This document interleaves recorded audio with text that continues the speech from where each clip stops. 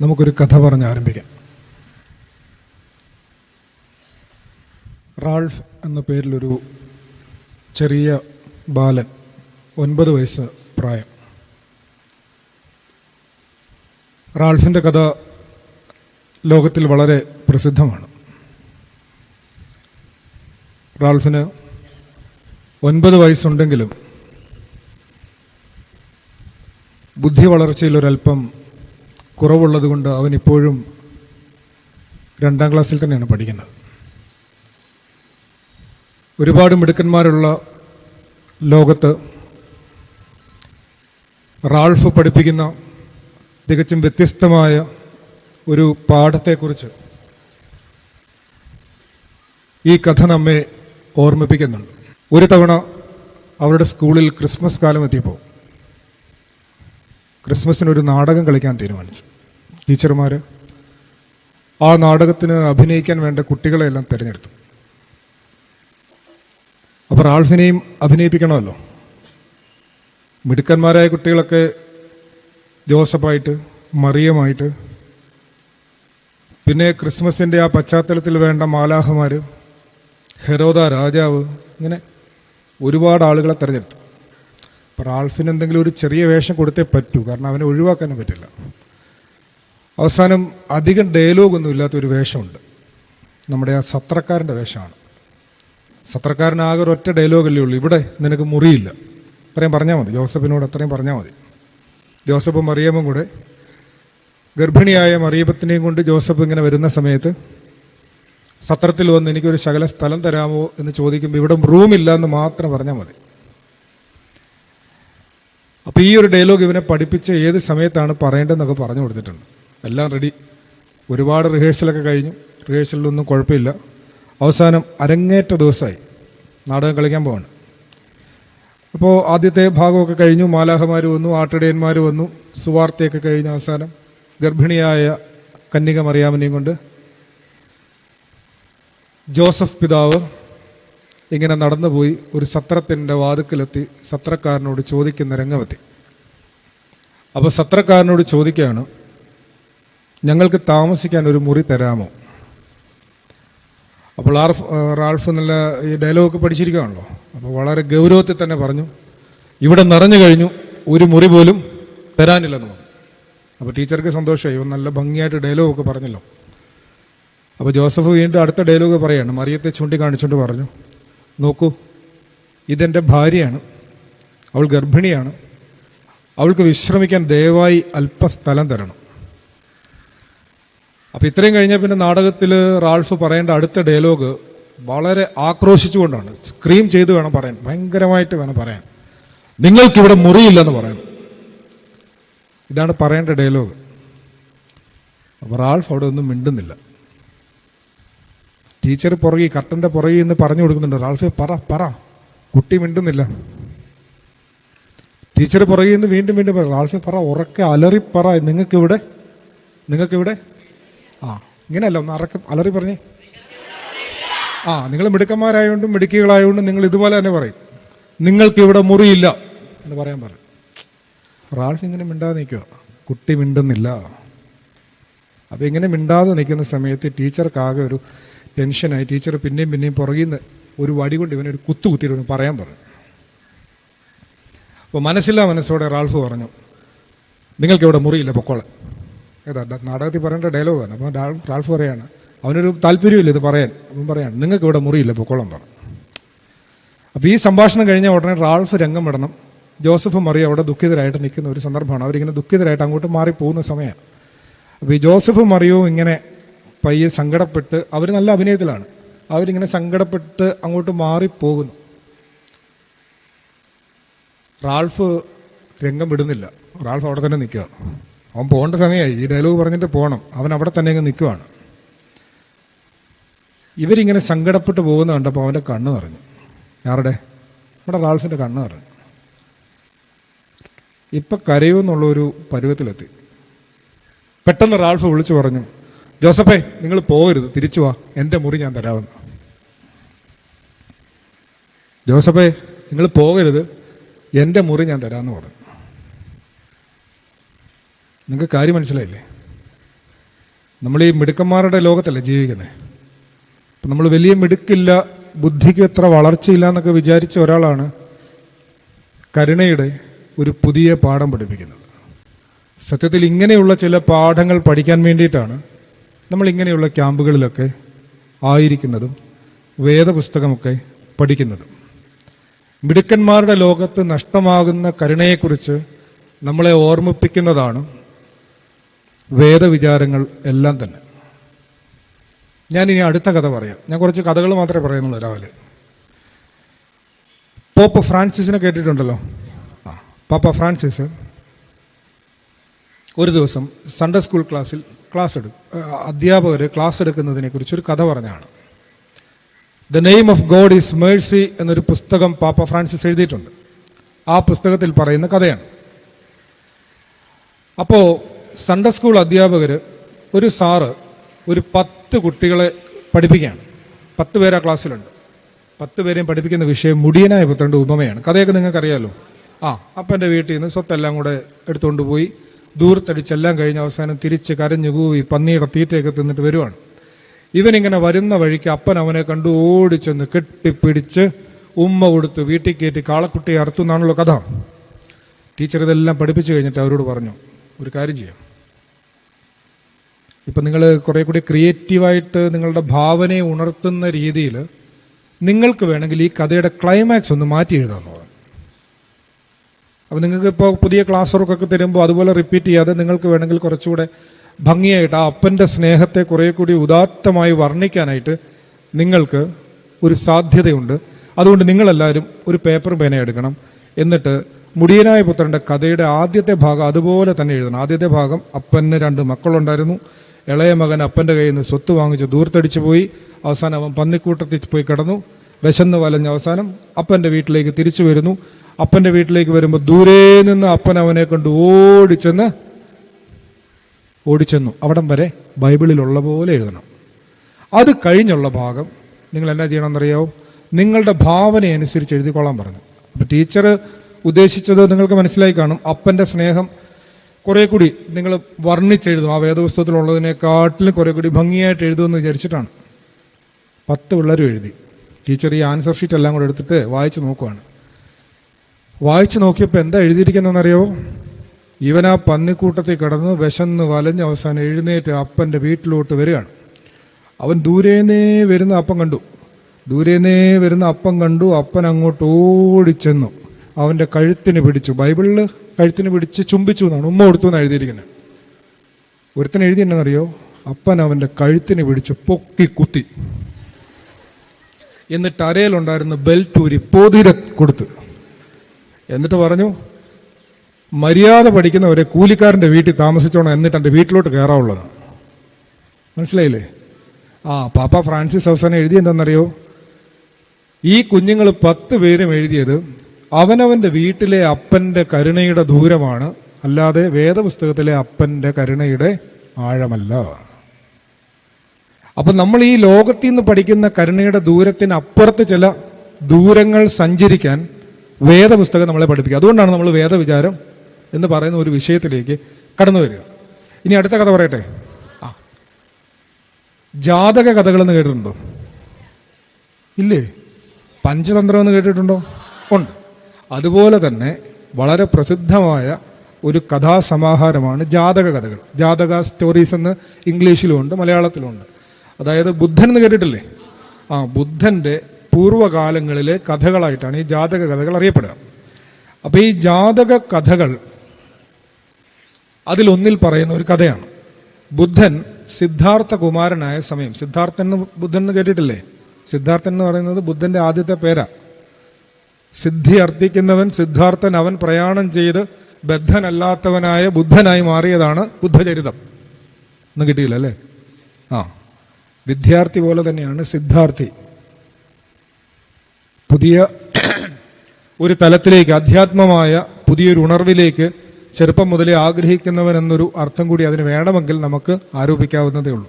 അപ്പോൾ ആ ഒരു സിദ്ധാർത്ഥൻ, അവൻ ചെറുപ്പമായിരുന്ന സമയത്ത് അവൻ്റെ ഒരു അർദ്ധ സഹോദരനാണ് ദേവദത്ത കുമാരൻ. ഇത് ചരിത്രത്തിലെ ഒരു കഥയാണ്. ഇവർ 2 പേരും കൂടെ അവരുടെ കൊട്ടാരത്തിൽ, ഒരു രാജാവിൻ്റെ മകനാണല്ലോ സിദ്ധാർത്ഥൻ, അപ്പോൾ ഈ കൊട്ടാരത്തിലെ പൂന്തോട്ടത്തിൽ ചെടിക്ക് വെള്ളം ഒഴിച്ചുകൊണ്ടിരിക്കുകയാണ് രാവിലെ ചെടിക്ക് വെള്ളം ഒഴിക്കുകയാണ്. നിങ്ങൾ ചെടിക്ക് വെള്ളം ഒഴിക്കാറുണ്ടോ? ഉണ്ട്. ചെടിയിൽ പൂക്കൾ കാണാറുണ്ടോ?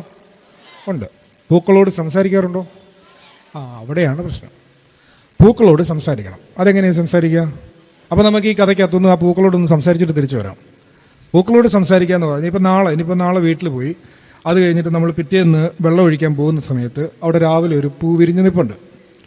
അപ്പോൾ ആ രാവിലെ പൂ വിരിഞ്ഞ് വൈകുന്നേരം ആകുമ്പോൾ അത് വാടിപ്പോവും. 4 മണി പൂ പോലത്തെ ഇതാന്ന് വിചാരിച്ചോ, അല്ലെ 10 മണി പൂ പോലത്തെ ഒരെണ്ണാന്ന് വിചാരിച്ചോ. അപ്പോൾ നിങ്ങൾ അവിടെ ചെന്നിട്ട് ആ പൂവിനോട് ചോദിക്കുകയാണ്, വെള്ളം ഒഴിച്ചു, എന്നും വെള്ളം ഒഴിച്ചു കൊടുക്കുന്നുണ്ട് ആ ചെടിക്ക്. എന്നിട്ട് അപ്പോൾ പൂവിനോട് ചോദിക്കുകയാണ്, പൂവേ നീ ഇങ്ങനെ ഈ ഒരൊറ്റ ദിവസത്തേക്ക് വിരിഞ്ഞ് നിൽക്കുന്നതുകൊണ്ട് എന്നാ പ്രയോജനം? ചോദിക്കണം കേട്ടോ. അപ്പോൾ ആ പൂവ് ഒന്ന് ചിരിച്ചിട്ട് നിങ്ങളോട് തിരിച്ചൊരു ചോദ്യം ചോദിക്കും. എന്നാ ചോദിക്കുന്നതെന്നറിയോ? നിങ്ങൾക്ക് എത്ര വയസ്സായി? അപ്പോൾ എല്ലാവരും അവരവരുടെ പ്രായം പറഞ്ഞോണം, ഇല്ലേ? എത്രയായി? 15, 70, എത്രയായി? 15, 16, 17 എന്നൊക്കെ പറയണം. അപ്പം നമ്മളും എല്ലാം അങ്ങ് പ്രായം പറയുവാണ്. ഞാനും നാളെ കഴിഞ്ഞ് അങ്ങോട്ട് പോവാം. അപ്പം നമ്മളെല്ലാവരും പോയി നമ്മളുടെ പ്രായമൊക്കെ പറഞ്ഞ് ഇത്രയായി എൻ്റെ വയസ്സെന്ന് പറയും. അപ്പോൾ ആ പൂവിൻ്റെ അടുത്ത ഡയലോഗ് എന്നാണെന്നറിയോ? ഇത്രയും കൊല്ലമായല്ലോ വിരിഞ്ഞങ്ങ് നിൽക്കാൻ തുടങ്ങിയിട്ട്. നമ്മളോടാ കേട്ടോ. ഇത്രയും കൊല്ലമായല്ലോ വിരിഞ്ഞ് നിൽക്കാൻ തുടങ്ങിയിട്ട്. എന്നിട്ട് നിന്റെ ലോകത്തിൻ്റെ, നിന്റെ കുടുംബത്തിൻ്റെ, നിന്റെ സഭയുടെ, നിന്റെ സമൂഹത്തിൻ്റെ സൗന്ദര്യം, സൗരഭ്യം വർദ്ധിപ്പിക്കാൻ നിനക്ക് എത്രമാത്രം ആയിട്ടുണ്ട് എന്നൊരു ചോദ്യം ഇത്തിരി പോകുന്ന പൂ നമ്മളോട് ചോദിക്കും. എന്നിട്ട് പൂ നമ്മളോട് പറഞ്ഞു തരും, ഞാൻ ഒരു ദിവസമേ വിരിയുന്നുള്ളെങ്കിലും ഇന്നത്തെ ലോകത്തിൻ്റെ സൗന്ദര്യവും സൗരഭ്യവും വർദ്ധിപ്പിക്കാൻ എന്നെ കൊണ്ട് പറ്റിയിട്ടുണ്ടെന്ന് പറയും. അപ്പം അതുകൊണ്ട് ചെടിക്ക് വെള്ളം ഒഴിക്കുമ്പോൾ ഇനി പൂക്കളോടൊക്കെ സംസാരിക്കണം. അപ്പം നമുക്ക് സിദ്ധാർത്ഥൻ്റെയും ദേവദത്തിൻ്റെയും കഥയിലേക്ക് വരാം. അവരിങ്ങനെ ചെടിക്ക് വെള്ളം ഒഴിച്ചുകൊണ്ടിരിക്കുകയാണ്. അതിനിടയ്ക്ക് ദേവദത്ത കുമാരൻ്റെ കയ്യിൽ ഒരു അമ്പും വില്ലും ഉണ്ട്. അമ്പും വില്ലും കണ്ടിട്ടുണ്ടല്ലോ. അയാളിങ്ങനെ ചെറിയ നായാട്ടിന് ഇറങ്ങിയിരിക്കുകയാണ്. അപ്പോൾ അതുവഴി ഒരു അരയന്നം പോകുന്നു. ദേവദത്തൻ അമ്പ് ചെയ്തു. അരയന്നത്തിൻ്റെ ദേഹത്ത് അമ്പ് കൊണ്ടു. അരയന്നം വീണു.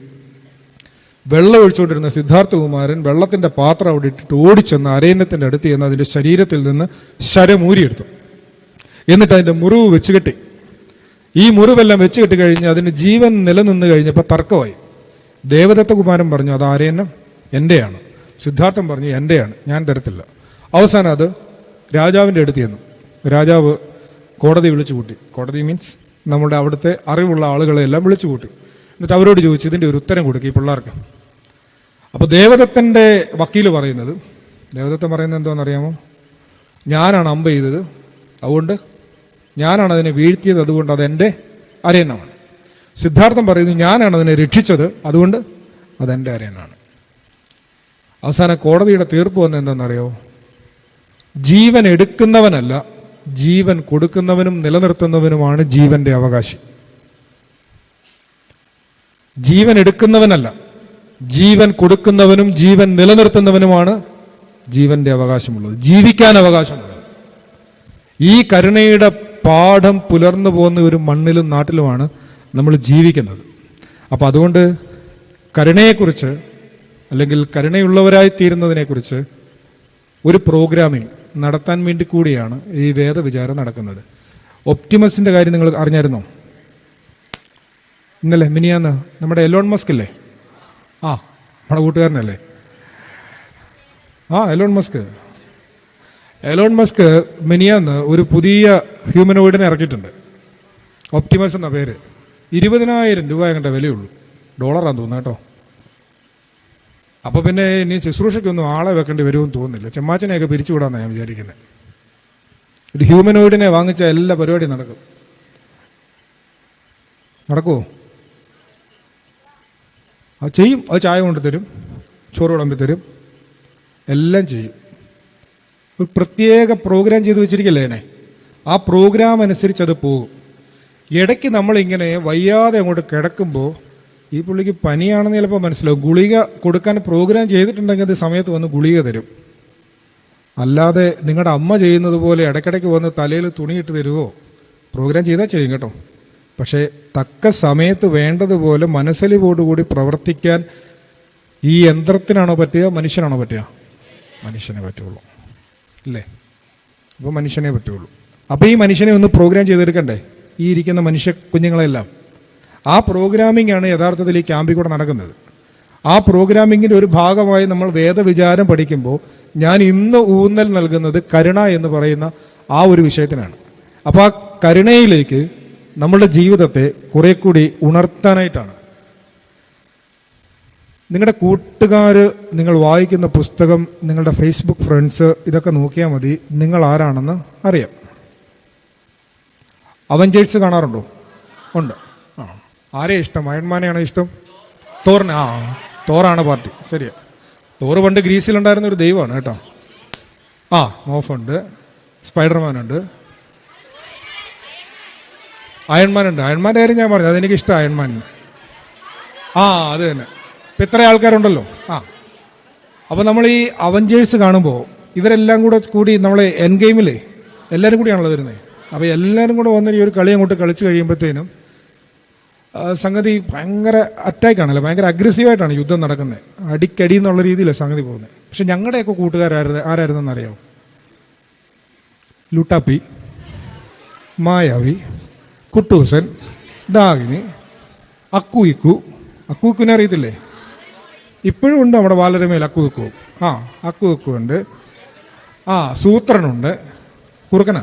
അപ്പം ഇങ്ങനെ കുറച്ച് പാർട്ടികളായിരുന്നു. ഇതിനകത്തൊരു ചെറിയ പ്രശ്നം എന്താണെന്ന് അറിയാം. നിങ്ങളുടെ കൂട്ടുകാർ മോശക്കാരൊന്നുമല്ല കേട്ടോ, നിങ്ങളുടെ കൂട്ടുകാർ വളരെ വെൽ എക്വിപ്ഡ് ആണ്. ഞങ്ങളുടെ ആൾക്കാരെ പോലെ. ഞങ്ങളുടെ ലുട്ടാപ്പിക്ക് ആകെ ഒരു ചെറിയ കുന്തം മാത്രമേ ഉള്ളൂ കയ്യിൽ. പിന്നെ അല്ലെ പുട്ടാലും വല്ലതും സഹായിക്കണം, വേറെ വല്ല സാധനം കിട്ടണമെന്നുണ്ടെങ്കിൽ. അപ്പോൾ നിങ്ങളുടെ പാർട്ടികളെന്ന് പറഞ്ഞാൽ എന്തെല്ലാം ഐറ്റാണ് കയ്യിലുള്ളത്, എന്തെല്ലാം തോക്കുണ്ട്, ബോംബുണ്ട്, എല്ലാ സാധനമുണ്ട്. ചെറിയൊരു പ്രശ്നം എന്ന് വെച്ചാൽ ഈ ലുട്ടാപ്പി ആളൊരു കുട്ടിച്ചാത്തനാണെങ്കിലും പാവമാണ്, വലിയ ഉപദ്രവമില്ലല്ലേ, മണ്ടത്തരം തന്നെ കാണിക്കത്തുള്ളൂ. പക്ഷേ ഈ കൂട്ടുകാരൊക്കെ ഇപ്പോൾ ഈ കുട്ടൂസൻ്റെയും ഡാഗിനിയുടെയും കാര്യം പറഞ്ഞ് ഇത്രയും നാൾ ഒരു ആണും പെണ്ണും ഒരുമിച്ച് നടന്നിട്ട്, കല്യാണം കഴിക്കാതെ ഒരുമിച്ച് നടന്നിട്ട് പേരുദോഷം കേൾപ്പിക്കാത്ത ആകെ 2 മലയാളികളെ ഉള്ളൂ, കുട്ടൂസനും ഡാഗിനിയും, ഇല്ലേ? അപ്പോൾ ഈ പറയുന്ന ആളുകളൊന്നും ഒരു കുഴപ്പമുള്ള കൂട്ടുകാരല്ല ഞങ്ങളുടെ കൂട്ടുകാർ. പക്ഷെ നിങ്ങളുടെ കൂട്ടുകാർ നിങ്ങളെ ചെറുതായിട്ട് ടെംപ്റ്റ് ചെയ്യാൻ സാധ്യതയുണ്ട്. എന്നാണെന്നറിയോ?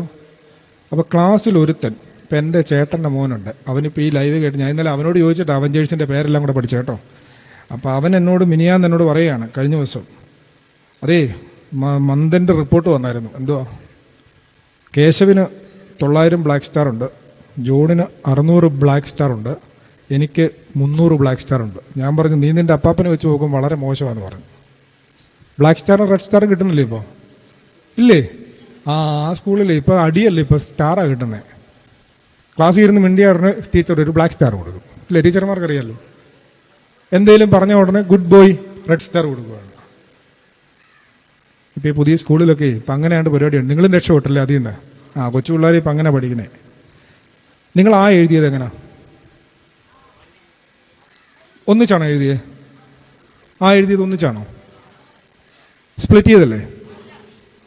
ഒന്നിച്ച് സ്പ്ലിറ്റ് ചെയ്ത് എഴുതുന്നവരുണ്ടല്ലോ. ഞങ്ങളെല്ലാം എഴുതിയത് ഒന്നിച്ചാ എഴുതിയത്. ഇപ്പോൾ പുതിയ ക്ലാസ്സിൽ പഠിപ്പിക്കുന്നത് എങ്ങനെയാണെന്ന് അറിയാമോ? നിങ്ങൾ കുറച്ചും കൂടെ എളുപ്പത്തിൽ പഠിപ്പിക്കുന്നതാണ്. ആദ്യം എഴുതും അല്ലേ? ആദ്യം പഠിപ്പിക്കും. എഴുതാൻ എളുപ്പമല്ലേ? ഇങ്ങനെ എഴുതാൻ മതി. അത് കഴിഞ്ഞിട്ട് എഴുതാൻ പഠിപ്പിക്കും. അതായത് ഇങ്ങനെ വന്നിട്ട് പിന്നെ ഒരു സ്ലീപ്പിംഗ് ലൈൻ, ഇങ്ങനെ വന്ന് വീണ്ടും ഒരു സ്ലീപ്പിംഗ് ലൈൻ അല്ലെങ്കിൽ ഒരു 3 എഴുതുക.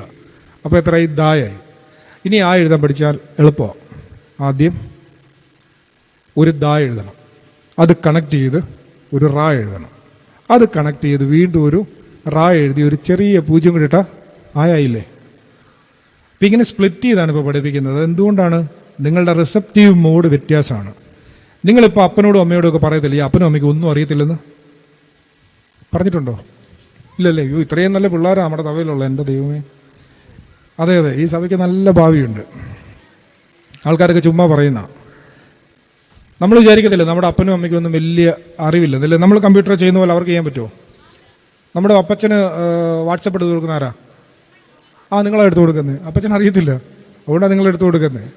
അപ്പം നിങ്ങൾക്കറിയാവുന്ന അത്രേ അപ്പച്ചനും അമ്മച്ചിക്കും അറിയത്തില്ലെന്നാണ് നമ്മുടെ ഒരു തോന്നലല്ലേ?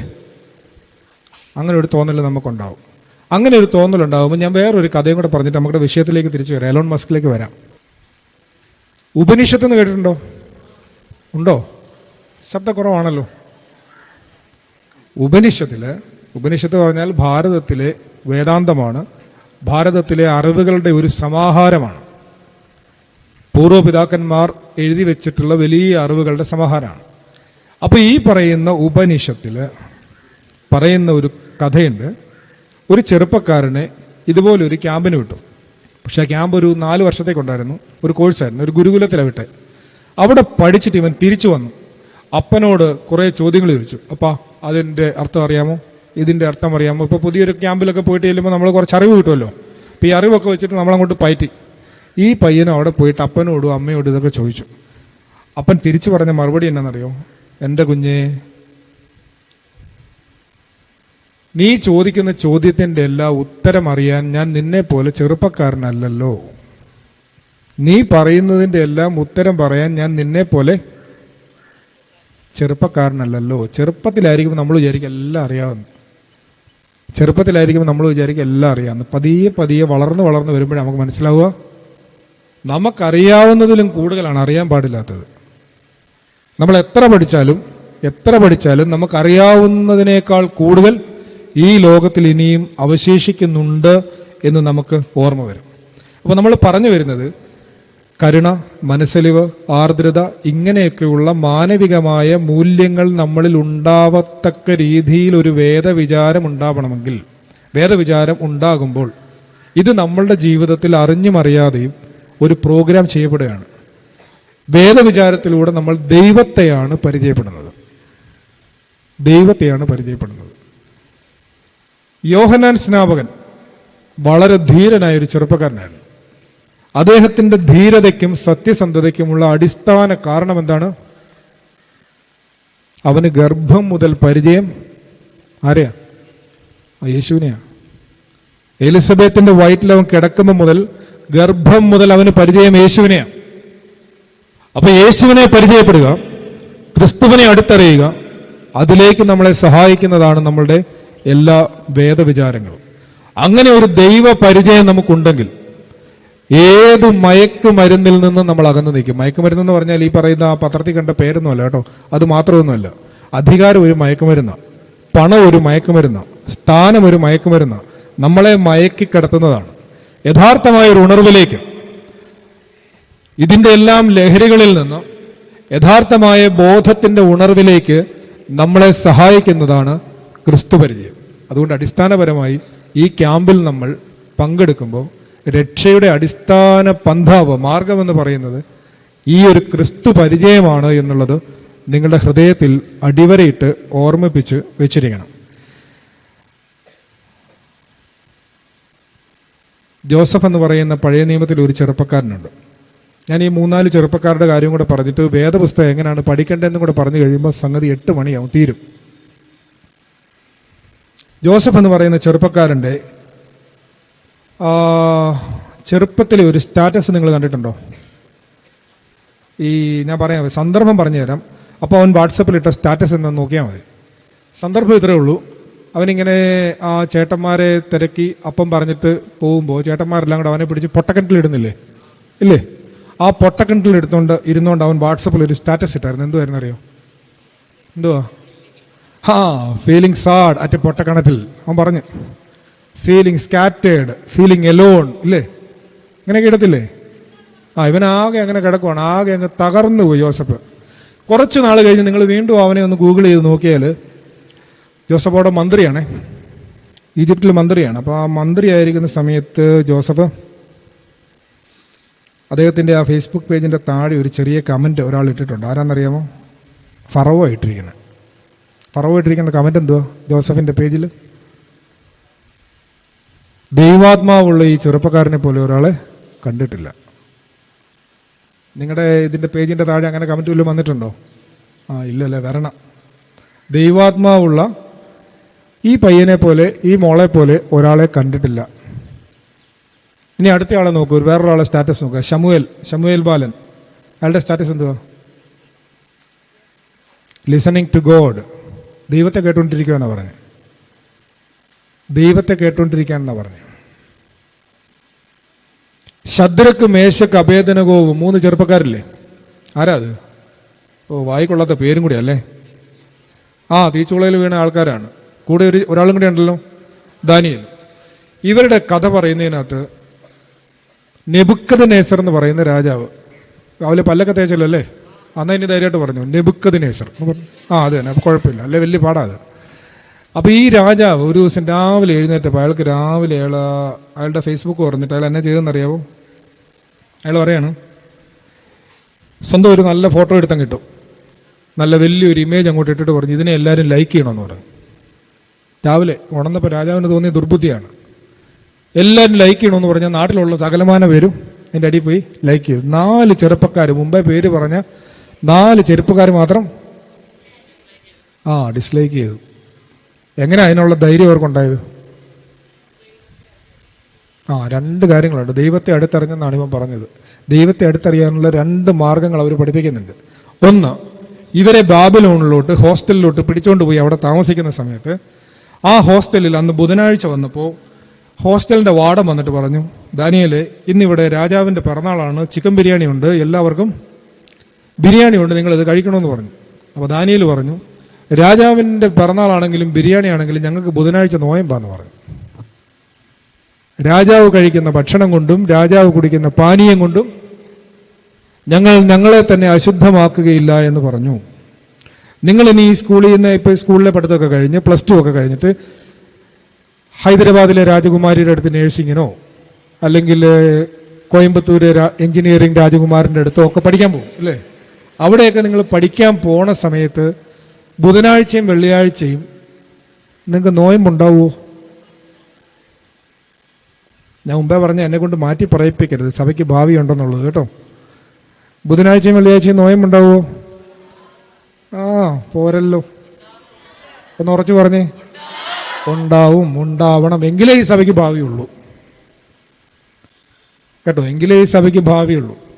നമ്മൾ ഈ പുറമേ കാണുന്ന ഈ കെട്ടിപ്പൊക്കുകളും ഈ പറയുന്ന കോലാഹലങ്ങൾക്കുമൊക്കെ അപ്പുറത്ത് അടിസ്ഥാനപരമായി വിശ്വാസികളിൽ, പ്രത്യേകിച്ചും നമ്മുടെ പുതിയ തലമുറയിൽ നോമ്പുണ്ടായിരിക്കണം. നോമ്പുണ്ടെങ്കിൽ ഈ സഭയ്ക്ക് ഭാവിയുണ്ട്, നിങ്ങൾക്കും ഭാവിയുണ്ട്. അതുപോലെ തന്നെ ദാനിയേലിന്റെ പുസ്തകത്തിൽ വേറൊന്നും കൊണ്ടുണ്ട് ഇവർക്ക് ഈ ധൈര്യം കിട്ടാൻ ഉള്ളൊരു കാരണം. ദാനിയേൽ ദിവസം 3 പ്രാവശ്യം യെരൂശലേമിനെ നോക്കി കുമ്പിട്ട് പ്രാർത്ഥിക്കുമായിരുന്നു. കുമ്പിട്ട് പ്രാർത്ഥിക്കുവോ? ഇത് കൊള്ളിയാഴ്ചയാണോ? അല്ല, എല്ലാ ദിവസവും കുമ്പിട്ട് പ്രാർത്ഥിക്കുന്നവരൊക്കെ ഇന്ന് കൈപോക്കിക്കേ. കുറവല്ലേ? കുഴപ്പമില്ല. ഈ ക്യാമ്പിന് വരുന്ന നമ്മൾ അതൊക്കെ പഠിക്കാൻ വേണ്ടിയിട്ടാണ്. നിങ്ങൾ മോശക്കാരൊന്നും അല്ല കേട്ടോ. പ്രാർത്ഥിക്കുന്നവരൊക്കെ കൈപോക്കിക്കേ. എല്ലാവരും ഉണ്ട്. അതുകൊണ്ടാണ് അപ്പോൾ നമ്മളൊക്കെ പിടിച്ചിരിക്കുന്നത്. നിങ്ങളുടെ പ്രാർത്ഥന ഉണ്ടാകും. അപ്പോൾ ഇനി പ്രാർത്ഥിക്കുമ്പോൾ കുമ്പിട്ട് പ്രാർത്ഥിക്കണം കേട്ടോ. കുമ്പിട്ട് പ്രാർത്ഥിക്കണം. നമ്മൾ ഈ ക്യാമ്പിന് പോയിട്ട് വന്നെന്ന് വീട്ടുകാർക്കൊക്കെ മനസ്സിലാവണമെന്നുണ്ടെങ്കിൽ നമ്മൾ കുമ്പിട്ട് പ്രാർത്ഥിക്കണം. ബുധനാഴ്ചയും വെള്ളിയാഴ്ചയും ഞങ്ങൾക്ക് നോയമ്പാണെന്ന് വീട്ടിൽ പറഞ്ഞ് പഠിപ്പിക്കണം കേട്ടോ. ആര് പറഞ്ഞെന്ന് പറയും? ഏത് തിരുമേനി പറഞ്ഞെന്ന് പറയും? സേവ്യർ തിരുമേനി പറഞ്ഞെന്ന് തന്നെ പറഞ്ഞു. ഒരു കുഴപ്പമില്ല കേട്ടോ. നോയമ്പുണ്ടാവണം, കുമ്പിട്ട് പ്രാർത്ഥിക്കണം. അങ്ങനെയാണ് നമ്മൾ ഈ സഭയെ ശക്തിപ്പെടുത്തുന്നത്. നോമ്പും പ്രാർത്ഥനയും സഭയ്ക്ക് ഐശ്വര്യം നൽകുന്നു എന്ന് നോമ്പിലൊരു പ്രാർത്ഥന തന്നെയുണ്ട്. അപ്പൊ ഈ മോൻ പറഞ്ഞതുപോലെ ദൈവത്തിലേക്ക് അടുക്കാൻ, ദൈവത്തെ കൂടുതൽ പരിചയപ്പെടാനായി നമ്മളെ സഹായിക്കുന്ന ഉപാധിയാണ് നോയമ്പും ഉപവാസവും കുമ്പിട്ടുള്ള നമസ്കാരങ്ങളും എല്ലാം തന്നെ. അപ്പൊ അതുകൊണ്ട് നമ്മൾ ഇതുവരെ പറഞ്ഞു വെച്ചത്, നമ്മളൊരു യന്ത്രമനുഷ്യനായി മാറാൻ നമ്മളെ പ്രലോഭിപ്പിക്കുന്ന ഈ ഒരു കാലത്ത് ഒരു ജൈവ മനുഷ്യനായി, കരുണയും ആർദ്രതയും മനസ്സിലും ഒക്കെയുള്ള ഒരു മനുഷ്യനായി, ഈ ഭൂമിയിൽ മറ്റുള്ളവർക്ക് സൗന്ദര്യവും സൗരഭ്യവും പകരുന്ന മനുഷ്യരായി, നന്മയുള്ള കുഞ്ഞുങ്ങളായി ഈ ഭൂമിയിൽ ജീവിക്കാൻ ആത്യന്തികമായി നമ്മളെ സഹായിക്കുന്നത് നമ്മളുടെ വേദവിചാരങ്ങൾ അല്ലെങ്കിൽ വേദപുസ്തക വായനകളാണ്. ആ വേദപുസ്തക വായനകളും ധ്യാനങ്ങളും നമ്മളെ എത്തിക്കുന്നത് ക്രിസ്തുവിലാണ്. ആ ക്രിസ്തു പരിചയമാണ് ജീവിതത്തിൻ്റെ എല്ലാ പ്രതിസന്ധികളെയും ധൈര്യപൂർവ്വം നേരിടാനായി നമ്മളെ സഹായിക്കുന്നത്. ഇനി എങ്ങനെയാണ് വേദപുസ്തകം പഠിക്കേണ്ടതെന്നും കൂടെ നോക്കിക്കഴിഞ്ഞാൽ നമ്മുടെ ഇന്നത്തെ രാവിലത്തെ പ്രഭാഷണം അവസാനിക്കുകയാണ്. ഇനി 20 മിനിറ്റും കൂടെ ഉള്ളൂ. എങ്ങനെയാണ് വേദപുസ്തകം പഠിക്കേണ്ടതെന്ന് പറഞ്ഞു കഴിയുമ്പോൾ തീരുവാണ്. അതിന് നമ്മളെ സഹായിക്കുന്നത് 5-ാം നൂറ്റാണ്ടിൽ ജീവിച്ചിരുന്ന സെയിന്റ് ജോൺ ക്രിസോസ്റ്റം എന്ന് പറയുന്ന ഒരു പിതാവാണ്. സ്വർണ്ണനാവുകാരനായ മാർ ഈവാനിയൂസ് എന്നാണ് അദ്ദേഹത്തിൻ്റെ പേര്. സ്വർണ്ണനാവുകാരനായ മാർ ഈവാനിയൂസ് അദ്ദേഹം നല്ല ശമരിയാക്കാരൻ്റെ ഉപമയെക്കുറിച്ചൊരു വ്യാഖ്യാനം എഴുതിയിട്ടുണ്ട്. നമ്മൾ സാധാരണ പഠിക്കുന്നതിനേക്കാൾ കുറെ കൂടി വ്യത്യസ്തമായിട്ടാണ് അദ്ദേഹം പഠിപ്പിക്കുന്നത്. വേദപുസ്തകം പഠിക്കേണ്ടത് സഭ പഠിപ്പിക്കുന്ന വെളിച്ചത്തിലായിരിക്കണമെന്ന് പറയുന്നതിൻ്റെ അടിസ്ഥാന കാരണവും ഇത് തന്നെയാണ്. തന്നെ വായിച്ചാൽ നമുക്ക് ചില കാര്യങ്ങൾ മനസ്സിലാവും. പക്ഷെ സഭ പഠിപ്പിക്കുന്ന രീതിയിൽ പഠിപ്പിച്ചാൽ, എത്യോപ്യക്കാരൻ ഷണ്ണനെ ആരാ വേദപുസ്തകം പഠിപ്പിച്ചേ? അവനാ തേരയിലിരുന്ന് വേദപുസ്തകം വായിച്ചിട്ടെങ്കിൽ അവന് മനസ്സിലാവുന്നില്ല. കുറേയൊക്കെ മനസ്സിലായി, പക്ഷെ ശരിക്കും മനസ്സിലായില്ല. പിന്നെ ആരാ രഥത്തെ കൂടെ പോയി പഠിപ്പിച്ചേ? ഫിലിപ്പോസ്. കറക്റ്റാണ്. നമ്മുടെ പിള്ളേരെല്ലാം വേദപുസ്തകം വായിക്കുന്നുണ്ട്. ഫിലിപ്പോസാണ്. അപ്പോൾ ഈ ഫിലിപ്പോസ് സഭയുടെ പ്രതീകമായിട്ടാണ് നിൽക്കുന്നത് അവിടെ. സഭ എങ്ങനെയാണ് വേദപുസ്തകം പഠിപ്പിക്കുന്നത്? ഇപ്പം നല്ല ശമരിയാക്കാരൻ്റെ ഉപമ വായിക്കുമ്പോൾ നമുക്ക് ആദ്യം വേണമെങ്കിൽ ഈ സഭ പഠിപ്പിക്കുന്ന രീതിയിലല്ലാതെ ഇപ്പോഴത്തെ രീതിയിൽ ഒന്ന് വ്യാഖ്യാനിക്കാം. ശമരിയാക്കാരൻ്റെ ഉപമ എന്ന് പറഞ്ഞാൽ, ഒരാൾ ഒരു സ്ഥലത്ത് നിന്ന് വേറൊരു സ്ഥലത്തേക്ക്, യെരുശലേമിൽ നിന്ന് എരിഹോവിലേക്ക് പോകുന്നു. കൊള്ളക്കാരവനെ ആക്രമിക്കുന്നു, അവൻ്റെ വസ്ത്രം മുഴുവൻ കീറിക്കളയുന്നു, അവനെ പാതി വഴിയിൽ ഉപേക്ഷിക്കുന്നു. അതുവഴി ഒരു ലേവ്യൻ പോയി, പിന്നെ പുരോഹിതൻ പോയി, ആരും അവനെ നോക്കിയില്ല. അത് കഴിഞ്ഞിട്ട് ശമരിയാക്കാരൻ വരുന്നു, അവൻ്റെ മുറിവ് വെച്ച് കെട്ടി അവനെ ഒരു സത്രത്തിലാക്കി. നമ്മളൊരു കഥ തുടങ്ങിയത് സത്രക്കാരൻ്റെ കഥ പറഞ്ഞിട്ടാണ്, അവസാനിക്കുന്നതും സത്രത്തിൻ്റെ കഥ പറഞ്ഞിട്ടാണ്. അവനെ സത്രത്തിലാക്കി. എന്നിട്ട് അവരോട് എന്താ പറഞ്ഞ സത്രക്കാരനോട്? ഞാൻ ഇനി വരുന്നത് വരെ ഇവനെ ഇവിടെ നോക്കിക്കോണമെന്ന് പറഞ്ഞിട്ട് എത്ര പൈസ കൊടുത്തു? 2 പണം കൊടുത്തു, അല്ലേ? ഇതാണ് കഥ. സാധാരണഗതിയിൽ നമുക്കിതിനെ എങ്ങനെയാണ് വ്യാഖ്യാനിക്കാൻ പറ്റുക? നമുക്ക് വ്യാഖ്യാനിക്കാൻ പറ്റുന്നത്, ഈ കഥയിൽ മനുഷ്യരുടെ വ്യത്യസ്തങ്ങളായ മാനസികാവസ്ഥകളുണ്ട് എന്ന് വേണേൽ പറയാം. അതായത് ഒരു മനുഷ്യൻ യെരുശലേമിൽ നിന്ന് യെരിഹോവിലേക്ക് പോകുന്നു. അവനെ ആദ്യം സമീപിക്കുന്ന ആരാ? കൊള്ളക്കാരാ. അവരുടെ മാനസികാവസ്ഥ എന്താണ്? നിന്റേതെല്ലാം എന്റേത്. മനസ്സിലായോ? ഏത് കൊള്ളക്കാരൻ്റെ മാനസികാവസ്ഥ എന്തുവാ? ഒരുത്തനെ കാണുമ്പോൾ നിന്റേതെല്ലാം എന്റേത്. അത് കഴിഞ്ഞ് രണ്ടാമത് അതുവഴി മനുഷ്യന്റെ അടുത്തൂടെ പോയത് ആരാ? ലേവ്യരും പുരോഹിതനോ? 2 കൂട്ടരെ ഒന്നിച്ചെടുക്കാം. കാരണം ഒരുപോലല്ലേ, ഒന്നും ചെയ്തില്ലല്ലോ. ആ 2 കൂട്ടരുടെയും മാനസികാവസ്ഥ എന്താണ്? എന്റേതെല്ലാം എന്റേതും നിന്റേതെല്ലാം നിന്റേതും. എൻ്റെ സമയവും എൻ്റെ പൈസയെല്ലാം എൻ്റേതും, നിന്റെ വീഴ്ചയും നിന്റെ മുറിവുമെല്ലാം നിന്റേതും, അല്ലേ? ഇനി മൂന്നാമത് വന്ന ശമരിയാക്കാരൻ്റെ മാനസികാവസ്ഥ എന്താ? എൻ്റെ എല്ലാം നിനക്കൊരാവശ്യം വരുമ്പോൾ എൻ്റെ എല്ലാം നിന്റേത്. ഇങ്ങനെ വേണമെങ്കിൽ നമുക്ക് ഈ വേദപുസ്തകത്തെ അങ്ങ് വ്യാഖ്യാനിക്കാം. ഇങ്ങനെ അല്ലാതൊരു വ്യാഖ്യാനം ഉണ്ടെന്നാണ് ഈ പിതാവ് 5-ാം നൂറ്റാണ്ടിൽ 1500 വർഷം മുമ്പ് പഠിപ്പിക്കുന്നത്. അദ്ദേഹം എന്താ പറയുന്നതെന്ന് അറിയാമോ? യെരുശലേമിൽ നിന്ന് യെരിഹോവിലേക്ക് പോകുന്ന മനുഷ്യൻ എന്ന് പറഞ്ഞാൽ ആദാമാണ്. ടോട്ടൽ ഹ്യൂമാനിറ്റിയുടെ റെപ്രസെന്റേറ്റീവാണ്. സകല മാനവരാശിയുടെയും പ്രതീകമായ ആദ്യ മനുഷ്യനായ ആദാം. അവൻ യാത്ര ആരംഭിക്കുന്നത് സ്വർഗീയ യെരുശലേമായ ഏദൻ തോട്ടത്തിൽ നിന്നാണ്. ഏദൻ തോട്ടത്തിൽ യാത്ര ആരംഭിക്കുന്ന രക്ഷാകരമായ ജീവിതം ആരംഭിക്കുന്ന ആദാം തൻ്റെ ആഗ്രഹങ്ങളാകുന്ന യെരിഹോവിലേക്ക് ഒന്ന് താഴ്ന്നു. യെരുശലേം ഉയർന്ന സ്ഥലവും യെരിഹോ ജോഗ്രഫിക്കലി താഴ്ന്ന സ്ഥലവും ഒക്കെ നമ്മൾ പഠിച്ചിട്ടുണ്ട്. ഞാനും പോയിട്ടില്ല, തിരുമേനിക്കറിയാതെ. കറക്റ്റാ. അപ്പോൾ ഉയർന്ന സ്ഥലത്ത് നിന്ന് താഴ്ന്ന സ്ഥലത്തേക്ക് അവൻ്റെ വിചാരം ഒന്ന് മാറി. തോട്ട്സ് ആർ ദ തീവ്സ് എന്നാ പറയുക. ചിന്തകളാണ് കൊള്ളക്കാർ. ഇപ്പം നിങ്ങൾ ഇവിടെ ഇരിപ്പുണ്ടല്ലോ 1 മണിക്കൂറായിട്ടല്ലേ? 1 മണിക്കൂറായിട്ട് നിങ്ങൾ ഇവിടെ ഇരിപ്പുണ്ട്. പക്ഷെ നിങ്ങൾ ഇവിടെ ഇരിപ്പില്ല. നിങ്ങളിൽ ചിലർ ഇവിടെ ഇരിപ്പില്ല. കൊല്ലത്തിന് പോയിട്ട് വന്നവന്മാർ ഇതിനകത്ത് ഇരിപ്പില്ലേ? തിരുവനന്തപുരത്തിന് പോയി, മലപ്പുറത്തിന് പോയി, ഇല്ലേ? കോഴിക്കോടിന് പോയവരൊക്കെ ഇതിനിടയ്ക്ക് ഇരിപ്പില്ലേ? ഇടയ്ക്ക് വീട് വരെ ഒന്നും പോയില്ലായിരുന്നോ? ക്ലാസ് വരെയൊക്കെ ഒന്നും പോയില്ലായിരുന്നു മനസ്സുകൊണ്ട്? ഇല്ലേ? ആ വണ്ടി വന്നപ്പോൾ ഫുഡിൻ്റെ പുറകിലൊന്നും പോയില്ലായിരുന്നോ? പോയി. നമ്മൾ പക്ഷെ ഇവിടെ ഇരിപ്പുണ്ട് താനും. Thoughts are the thieves. ചിന്തകളാണ് കൊള്ളക്കാരൻ. ഈ ചിന്ത പിടിച്ചു നിർത്താനുള്ളൊരു എളുപ്പവഴി പറഞ്ഞു തരട്ടെ? ശ്രദ്ധിച്ചു കേട്ടോണം, ഒറ്റ പ്രാവശ്യം പറയത്തുള്ളൂ. കൈയും കാലും കണ്ണും കാതും കൊണ്ട് പിടിച്ചു നിർത്തണം. കണ്ണും കാതും മനസ്സുകൊണ്ട് പിടിച്ചു നിർത്തണം. മനസ്സ് ഈശ്വര വിചാരം കൊണ്ട് പിടിച്ചു നിർത്തണം. കിട്ടിയോ? കിട്ടിയോ? കിട്ടിയോ? ഇല്ലയോ? ഇല്ല. അതാണ് ഇതിനാണ് ഈ ബുദ്ധന്മാർ ഇടയ്ക്കിടയ്ക്ക് നമ്മുടെ ബോധത്തിൽ ഓരോ അടി തരും. അതായത് ഉദാഹരണത്തിന് കോൻ എന്ന അതിൻ്റെ പേര്. ഞാൻ ഈ പേരൊക്കെ പറയും, നിങ്ങൾ വലുതാകുമ്പോൾ ഇതൊക്കെ എവിടെയെങ്കിലുമൊക്കെ വായിക്കും. അപ്പോൾ നിങ്ങൾക്ക് ശ്രദ്ധപ്പെടാൻ വേണ്ടിയിട്ടാണ് ഞാൻ ഒരു ചോദ്യം ചോദിക്കുന്നു. ഇപ്പോൾ നിങ്ങളുടെ കണ്ണ് നിങ്ങളുടെ മുഖത്താണോ ബാക്കിയുള്ളവരുടെ പുറത്താണോ കൂടുതൽ സമയം ഇരിക്കുന്നത്? നിങ്ങളുടെ കണ്ണ് നിങ്ങളുടെ മുഖത്തിരിക്കാൻ പഠിക്കലാണ് യഥാർത്ഥത്തിൽ മനസ്സുറപ്പെന്ന് പറയുന്നത്. മനസ്സിലായോ?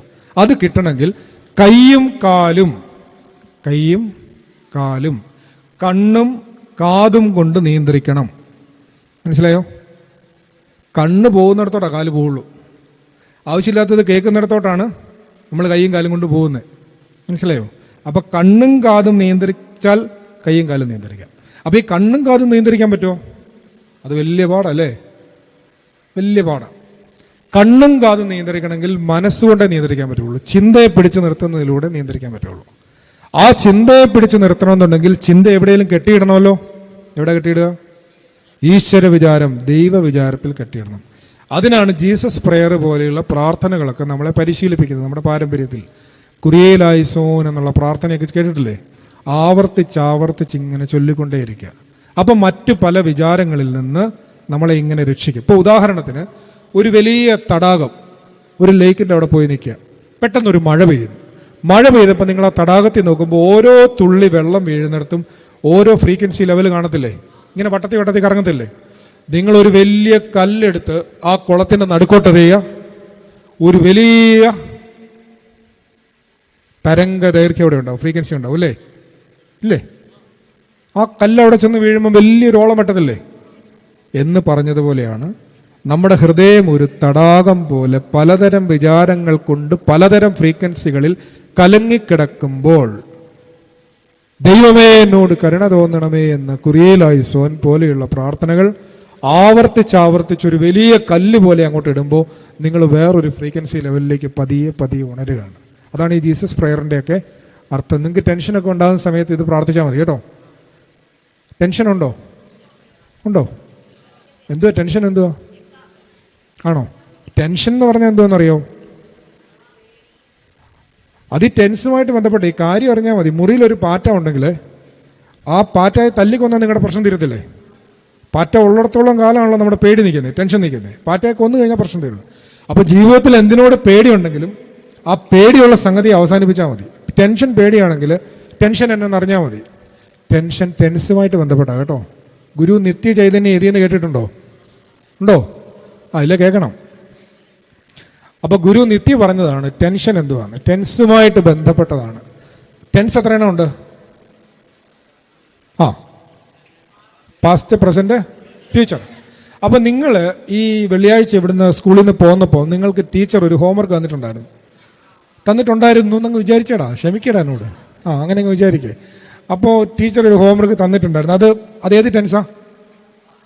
പാസ്റ്റാണ്. നമ്മൾ ക്യാമ്പിന് പോകുന്നു, വർത്താനമൊക്കെ പറഞ്ഞ് ഇവിടെ കളിച്ച് ചിരിച്ച് ഭക്ഷണമൊക്കെ കഴിച്ച് തിരിച്ച് വീട്ടിൽ പോയി. വീട്ടിലൊക്കെ ചെന്നിപ്പോൾ ഇത് ഏത് ടെൻസാ? ഇപ്പം പ്രസന്റ്. ഇത് കഴിഞ്ഞ് നമ്മൾ ബുധനാഴ്ച ബുധനാഴ്ചയല്ലേ ഇനി ക്ലാസ് തുടങ്ങുന്നത്? വ്യാഴാഴ്ച. അപ്പോൾ വ്യാഴാഴ്ച രാവിലെ നമ്മൾ അങ്ങോട്ട് പോവാണ് ക്ലാസ്. വ്യാഴാഴ്ച രാവിലെ ആയി കേട്ടോ, അന്നേരത്തെ പ്രസന്റാന്ന് ചോദിക്കാം. വ്യാഴാഴ്ച ക്ലാസ്സിലോട്ട് പോകാൻ ബസ്സിലോട്ട് കയറിയപ്പോഴാണ് ഓർക്കുന്നേ, വെള്ളിയാഴ്ച ഒരു ഹോംവർക്ക് തന്നിട്ടുണ്ടായിരുന്നു. അപ്പോൾ ഈ വ്യാഴാഴ്ച രാവിലത്തെ പ്രസന്റ് ടെൻസിലോട്ട് ഏത് ടെൻസ് കയറി വന്നു? പാസ്റ്റ് ടെൻസ് കയറി വന്നു. പാസ്റ്റ് ടെൻസ് മാത്രമല്ല അപ്പോൾ കയറി വരുന്നത്, ഇത് ചെയ്യാതെ സ്കൂളിലോട്ട് ചെന്നാൽ അപ്പോൾ ഫ്യൂച്ചർ ടെൻസും കൂടെ എങ്ങോട്ട് കയറി വന്നു? പ്രസന്റ് ടെൻസ് വന്നു. ഒരു ടെൻസ് നിൽക്കുന്നിടത്ത് 3 ടെൻസ് വന്നാൽ ടെൻസ്ഡ് ആവത്തില്ലേ? അതാ ടെൻഷൻ. മനസ്സിലായില്ലേ? ഇപ്പം നിങ്ങളിപ്പോൾ ഒരു 5 പേര് ഇവിടെ മര്യാദ ഇരിക്കേണ്ടിടത്ത് ഒരു 10 പേരെ കുത്തിയിരുത്തിയാൽ നിങ്ങൾക്ക് ആകെ പ്രശ്നമായില്ലേ? ടെൻസ്ഡായില്ലേ എന്ന് പറഞ്ഞ പോലെയേ ഉള്ളൂ. Present is the present of God. ഈ നിമിഷം ജീവിക്കാൻ നമുക്ക് പറ്റുമ്പോഴാണ് യഥാർത്ഥത്തിൽ മനസ്സ് നമ്മളെ കൊള്ളയടിക്കാത്തത്, ചിന്തകൾ നമ്മളെ കൊള്ളയടിക്കാത്തത്. Thoughts are the thieves. ഇപ്പൊ ഇവിടെ പ്രസംഗം നടക്കുമ്പോൾ പ്രസംഗം മാത്രം കേൾക്കണം. വേദപുസ്തകം വായിക്കുമ്പോൾ വേദപുസ്തകം മാത്രം വായിക്കണം. പ്രാർത്ഥിക്കുമ്പോൾ പ്രാർത്ഥിക്കുക മാത്രം ചെയ്യണം. പഠിക്കുമ്പോൾ പഠിക്കുക മാത്രം ചെയ്യണം. കളിക്കുമ്പോൾ കളിക്കുക മാത്രം ചെയ്യണം. ആ ശ്രദ്ധയാണ് നിങ്ങളുടെ റിസൾട്ടിനെ സാധാരണയുള്ളതിൽ നിന്ന് കുറെ കൂടി ഉയരത്തിലും ആഴത്തിലും എത്തിക്കുന്നത്. നമ്മൾ ഈ ഒരേ സമയം പല കാര്യം ചെയ്യുന്നതുകൊണ്ടാണ് നമ്മുടെ റിസൾട്ട് മോശമായി പോകുന്നത്. എല്ലാ കാര്യത്തിലും, പരീക്ഷയുടെ മാത്രമല്ല, ജീവിതത്തിൻ്റെ റിസൾട്ട് മോശമായി പോകുന്നതുകൊണ്ടാണ്. അപ്പോൾ ശ്രദ്ധിക്കണം, ചെയ്യുന്ന ഓരോ കാര്യം. ഇപ്പം നമ്മളൊരു കൂട്ടുകാരനോട് സംസാരിക്കുമ്പോൾ, കൂട്ടുകാരിയോട് സംസാരിക്കുമ്പോൾ അവനോട് അവളോട് മാത്രം സംസാരിക്കണം. അവൾ പറയുന്നത് മുഴുവൻ ശ്രദ്ധിക്കാൻ, അവൻ പറയുന്നത് മുഴുവൻ ശ്രദ്ധിക്കാൻ നമുക്ക് പറ്റണം. അപ്പോഴാണ് നമ്മുടെ ബന്ധങ്ങൾ കുറെ കൂടി ആഴമുള്ളതാവുന്നത്. ഇത് ശ്രദ്ധിക്കാത്തത് കൊണ്ടാണ് ആൾക്കാർ 19 വയസ്സ് വരെ ജീവിച്ചു കഴിയുമ്പോഴും വല്യപ്പച്ചൻ വല്യമ്മച്ചിയോട് പറയും, ഓ നീ പറയുന്നൊന്നും എനിക്ക് മനസ്സിലാവുന്നില്ലെന്ന് പറയും. മനസ്സിലായില്ലേ? മനസ്സിലാവാത്തതിൻ്റെ കാര്യം എന്നാ? നമ്മുടെ ബന്ധങ്ങൾ ആഴപ്പെടാത്തതിൻ്റെ കാരണം ഈ ശ്രദ്ധയില്ലായ്മ നമ്മൾ ചെയ്യുന്ന കാര്യത്തിൽ. അപ്പോൾ തോട്ട്സ് ആർ ദ തീവ്സ് എന്ന് പറഞ്ഞാൽ ചിന്തകളാണ് കൊള്ളക്കാർ. നമ്മൾ സെന്റ് ജോൺ ക്രിസോസ്റ്റത്തിന്റെ നല്ല ശമരിയാക്കാരൻ്റെ ഉപമയിലെ കൊള്ളക്കാരാരാണെന്നാണ് പറയുന്നത്. ഉയർന്ന സ്ഥലത്തിരുന്ന ആദമിനെ താഴ്ന്ന സ്ഥലത്തേക്ക് വലിച്ചിട്ടു, അവന്റെ വസ്ത്രം വലിച്ചു കീറി. ഏത് വസ്ത്രം അവനുണ്ടായിരുന്നേ? ദ ഗാർമെന്റ് ഓഫ് ഗ്ലോറി, തേജസ്സിന്റെ വസ്ത്രം. ആ തേജസ്സിന്റെ വസ്ത്രമാണ് നമുക്ക് മാമോദീസയിൽ തിരിച്ചു കിട്ടുന്നത്. മാമോദീസ കൂദാശയിൽ ഗാർമെന്റ് ഓഫ് ഗ്ലോറി, അനശ്വരമായ തേജസ്സിന്റെ വസ്ത്രമാണ് നമ്മളെ അണിയിക്കുന്നത്. പുട്ട് ഓൺ ക്രൈസ്റ്റ് എന്ന് പറയുമ്പോൾ ക്രിസ്തുവിനെ വീണ്ടും ധരിപ്പിക്കുക എന്ന് പറയുന്നത് അതിന്റെ പ്രതീകമായിട്ടാണ്. നമ്മൾ ആ വെള്ള വസ്ത്രമൊക്കെ അണിഞ്ഞ് മാമോദീസ കഴിഞ്ഞ് പിള്ളേരെയൊക്കെ എടുത്ത് നിർത്തിയിരിക്കുന്നത്. ഇത് ജീവിതത്തിന്റെ അവസാനം വരെ ഈ വെള്ളവസ്ത്രം ഇടുന്നുണ്ട്. ഈ വെള്ളവസ്ത്രം ധരിച്ചുകൊണ്ട് മാമോദീസ കഴിഞ്ഞ് പിന്നെ കല്യാണത്തിന് ഇപ്പം കറുത്ത സ്യൂട്ടൊക്കെ ഇടുന്നില്ല. ദുരന്തം ആയതുകൊണ്ടാണോ എന്നറിയത്തില്ല. പണ്ട് നമ്മുടെ അപ്പച്ചന്മാരൊക്കെ വെള്ളമൊക്കെ ഇട്ടുകൊണ്ടാണ് പോന്നുകൊണ്ടിരുന്നത്. പണ്ട് ഈ ടിൻറ്റുമോൻ്റെ കഥയില്ലേ, ആ ടിൻറ്റുമോൻ പണ്ട് കല്യാണത്തിൻ്റെ കാര്യം പറഞ്ഞപ്പോൾ 5 മിനിറ്റ് കൂടെ ഉണ്ടല്ലോ അല്ലേ അച്ഛാ? ആ, ടിൻറ്റുമോൻ പണ്ട് കല്യാണത്തിൻ്റെ കാര്യം പറഞ്ഞപ്പോഴേ, ടിൻറ്റുമോൻ നമ്മുടെ ഒരു കല്യാണത്തിന് വന്ന, അപ്പോൾ ഈ അച്ഛൻ ഈ കൈ പിടിപ്പിച്ച് കൊടുക്കുമല്ലോ കല്യാണത്തിൻ്റെ സമയത്ത്. കണ്ടിട്ടുണ്ടോ? ആ കണ്ടിട്ടുണ്ട്, കൊച്ചു കള്ളന്മാരല്ലേ. കല്യാണത്തിൻ്റെ സമയത്ത് ഇങ്ങനെ കൈ പിടിപ്പിച്ച് കൊടുക്കുന്നു. ആ കൈ പിടിപ്പിച്ച് കൊടുക്കുന്ന സമയത്ത് ടിൻറ്റുമോൻ ഈ കൂട്ടുകാരനോട് ചോദിച്ചു, അതെ എന്തിനാ ഇവന്മാർ കൈ പിടിച്ചു കൊടുക്കുന്നത് ചോദിച്ചു. അപ്പോൾ ഈ കൂട്ടുകാരൻ ഇത് വലിയ നിശ്ചയമൊന്നുമില്ലായിരുന്നു. അവൻ പറഞ്ഞത്, സാറിന് ഗുസ്തി തുടങ്ങുന്നതിന് മുമ്പ് ഇങ്ങനെ കൈ കൊടുത്തിട്ടല്ലേ തുടങ്ങുന്നത്. അവൻ പറഞ്ഞാൽ ചിലപ്പോൾ അതിനായിരിക്കും എന്ന് പറഞ്ഞു. നമ്മളെന്താ പറഞ്ഞു വന്നേ? ഗാർമെന്റ് ഓഫ് ഗ്ലോറി, തേജസ്സിന്റെ വസ്ത്രം. ആ വസ്ത്രത്തിന്റെ പ്രതീകമായിട്ടാണ് ഈ വെള്ള വസ്ത്രം. കല്യാണത്തിന് മരിച്ചു കിടക്കുമ്പോഴേ ഈ വെള്ള പുതപ്പിച്ചിട്ടാണ് വിടുന്നത്. നിലയങ്കി, വെള്ള നിലയങ്കി എന്ന് വെളിപാട് പുസ്തകത്തിലൊക്കെ പരാമർശിക്കുന്ന, അല്ലെങ്കിൽ നമ്മളുടെ പാട്ടുകളിലൊക്കെ നമ്മൾ പരാമർശിക്കുന്ന ഈ അങ്കിയെക്കുറിച്ച് അതിൻ്റെ ഒരു സൂചന ഞാൻ നിങ്ങളുടെ ഓർമ്മയിൽ, ഇത് ഗാർമെന്റ് ഓഫ് ഗ്ലോറി എന്നുള്ള വാക്കൊന്ന് നിൽക്കുക. തേജസ്സിന്റെ വസ്ത്രം, അതാണ് അവിടെ കീറിക്കളയുന്നത്. അതെന്തിന്റെ പ്രതീകമാണെന്നറിയാമോ? കമ്മ്യൂണിയൻ വിത്ത് ഗോഡ്, ദൈവ സംസർഗത്തിന്റെ പ്രതീകമാണ്. ആ ദൈവ സംസർഗമാണ് ഏദൻ തോട്ടത്തിൽ നിന്ന് പുറത്താകുന്നതിലൂടെ അവന് നഷ്ടപ്പെടുന്നത്. അതുവഴി ആദ്യം പോയത് ലേവ്യരാണ്. ലേവ്യരെന്ന് പറഞ്ഞാൽ പഴയ നിയമ പുസ്തകങ്ങളുടെ, പെന്റാറ്റുക്, ന്യായപ്രമാണ പുസ്തകങ്ങളുടെ പ്രതീകമാണ്. അത് കഴിഞ്ഞു പോയ പുരോഹിതന്മാര് പ്രോഫറ്റിക്കൽ ബുക്സിന്റെ പ്രതീകമാണ്, പ്രവാചക പുസ്തകങ്ങളുടെ പ്രതീകമാണ്. പഴയ നിയമം മുഴുവൻ കടന്നുപോയിട്ടും വീണുപോയ മനുഷ്യന് രക്ഷയുണ്ടായോ? ഇല്ല. വീണുപോയ മാനവരാശിയെ രക്ഷിക്കാൻ ഈ ഭൂമിയിലില്ലാത്ത ഒരാൾ സ്വർഗത്തിൽ നിന്ന് ഇറങ്ങി വന്നു. ഈ നാട്ടുകാരനല്ലാത്ത, യെരുശലേംകാരനല്ലാത്ത ഒരാൾ ശമരിയായിൽ നിന്ന് വന്നു എന്ന് പറയുന്നത് ആരുടെ സൂചനയാ? ക്രിസ്തുയേശുവിന്റെ സൂചനയാണ്. ക്രിസ്തുയേശു ഇവിടെ വന്ന് വീണുകിടന്ന മാനവരാശിയുടെ അടുത്ത് മുട്ടുകുത്തി അവന്റെ മുറിവ് വെച്ച് കെട്ടി അവനെ ഒരു വഴിയമ്പലത്തിൽ, ഒരു സത്രത്തിലാക്കി. ആ സത്രക്കാരനോട് പറഞ്ഞു, ഞാൻ രണ്ടാമത് വരുന്നത് വരെ ഇവനെ ഇവിടെ നോക്കിക്കോണം. പകരമായിട്ട് എത്ര പൈസ കൊടുത്തു? 2 പണം കൊടുത്തു. ആ 2 പണം എന്താണ്? വഴിയമ്പലം സഭയാണ്. മുറിവേറ്റ് കിടന്ന മനുഷ്യൻ മാനവരാശിയാണ്. അവനെ എടുത്ത് ശമരിയാക്കാരനാക്കുന്നത് രക്ഷയാണ്, വീണ്ടെടുപ്പാണ്. രക്ഷയ്ക്കും മറുവിലയായി അവൻ പകരം കൊടുത്തത് അവന്റെ തിരുശരീരവും തിരുരക്തവും. നിങ്ങളൊരു പാട്ട് പാടാറുണ്ടല്ലോ, നിന്മേ രക്തങ്ങൾ ഞങ്ങൾക്ക് അച്ചാരം. ഈ ഉപമയുടെ അർത്ഥം മനസ്സിലായോ? ഇങ്ങനെയാണ് വേദപുസ്തകം പഠിക്കേണ്ടത്. ഇങ്ങനെയും വേദപുസ്തകം പഠിപ്പിക്കാവുന്ന സഭ നമ്മളെ പഠിപ്പിക്കുന്നുണ്ട്. നല്ല ശമരിയാക്കാരൻ്റെ ഉപമയുടെ അർത്ഥം വീണുകിടന്ന മാനവരാശിയുടെ രക്ഷ വിശുദ്ധ കുർബാനാനുഭവത്തിലൂടെ കർത്താവിൻ്റെ 2ാമത്തെ വരവ് വരെ നമ്മൾ പാലിക്കേണ്ടതിൻ്റെ ആവശ്യകതയെക്കുറിച്ച് വിശുദ്ധ കുർബാന സംസർഗമാണ് രക്ഷയിലേക്കുള്ള ഒരു പാത എന്നുള്ളത് നമ്മളെ ഈ ഉപമ ഓർമ്മിപ്പിക്കുന്നുണ്ട്. നമുക്ക് വാക്കൊക്കെ അവസാനിപ്പിച്ചാലോ? സന്തോഷം. ദാണ്ട് ഇവിടെ ഇരിക്കുന്ന 4 പേര്, അവൻ ഒരുത്തൻ പയ്യെ വീഴാൻ തുടങ്ങിയിട്ടുണ്ട്. 1 2 3 4 പേര് അവൻ ധ്യാനിക്കുമായിരുന്നു, കുഴപ്പമില്ല, ഓക്കെ. അവൻ ബുദ്ധനായി വരുമായിരുന്നു. 1 2 3 4 പേർക്ക് ഞാൻ രാവിലെ റൊട്ടിയാണോ ഒപ്പമാണോ എന്ന് എനിക്കറിയത്തില്ല. ഓരോരുത്തർക്ക് ഞാനിങ്ങനെ ഒരു 4 പീസ് റൊട്ടിയും കൊണ്ടുവരാമെന്ന് വിചാരിക്കുകയാണേ. ഞാൻ അവൻ ഒരെണ്ണം കൊടുത്തു, ഇവൻ ഒരെണ്ണം കൊടുത്തു, ഇവനും ഒരെണ്ണം കൊടുത്തു. ഈ 4 പേർക്ക് ഓരോന്ന് കൊടുത്തു. ഒന്നാമത്തവൻ അവന് കിട്ടിയത് അവൻ കഴിച്ചു, വിശക്കുന്നുണ്ടായിരുന്നു, വെളുപ്പിനെ എഴുന്നേറ്റല്ലേ. ഒന്നാമത്തവൻ അവന് കിട്ടിയത് കഴിച്ചു. അതിനെ നമ്മൾ എന്നാ പറയും? അവൻ്റെ നേച്ചറല്ലേ. നമ്മുടെ എല്ലാ നേച്ചർ അതാണ്. നമ്മുടെ മുമ്പിൽ ഭക്ഷണം കിട്ടിയാൽ നമ്മൾ ആദ്യം കഴിക്കും. സമയത്ത് വിശക്കുന്ന സമയമാണ് നമ്മളെല്ലാം കഴിക്കും. അത് നമ്മുടെ പ്രകൃതമാണ്, നേച്ചറാണ്. രണ്ടാമത്തവൻ മൂന്നാമത്തവൻ്റെ തട്ടിപ്പറിച്ചു. അവനെ നമ്മൾ എന്നാ വിളിക്കും? വികൃതി. ഒന്നാമത്തെ പ്രകൃതി, രണ്ടാമത്തെ വികൃതി. അപ്പം നാലാമത്തവൻ നോക്കിയപ്പോൾ മൂന്നാമത്തവൻ്റെ കയ്യിൽ ഇല്ലല്ലോ, രണ്ടാമത്തവൻ കൊണ്ടുപോയല്ലോ. അപ്പം നാലാമത്തവൻ എന്നെ ചെയ്തു? അവൻ്റെ കയ്യിലുണ്ടായിരുന്ന ആ റൊട്ടി പകുതി മുറിച്ച് മൂന്നാമത്തവന് കൊടുത്തു. അവനെ നമ്മൾ എന്നെ വിളിക്കും? സുഹൃതം. ഒന്നാമത്തെ പ്രകൃതം, രണ്ടാമത്തെ വികൃതം, മൂന്നാമത്തെ നിങ്ങളുടെ ആ ബോർഡിൽ എന്തോ എഴുതിയിരിക്കുന്ന ആരാധനാ പഠനം, സുഹൃത ജീവിതം. ആ സാധനം ഇത്. ഇല്ലാത്തവന് കൊടുക്കാൻ പഠിക്കണം, ഇല്ലാത്തവന് കൊടുക്കാൻ പഠിക്കണം.